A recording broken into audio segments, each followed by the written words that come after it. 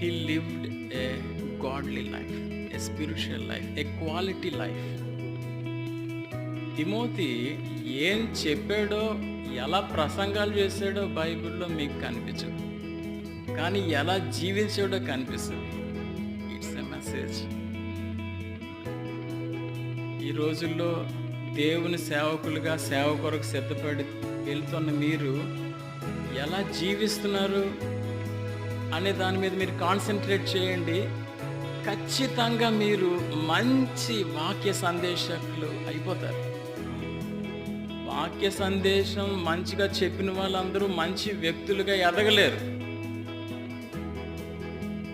మంచి వ్యక్తిత్వం నిర్మించుకున్న వాళ్ళందరూ ఖచ్చితంగా మంచి వాక్యోపదేశకులుగా, మంచి సంఘాల్లో దేవుని కొరకై లేదా ఈ సమాజంలో దేవుని కొరకై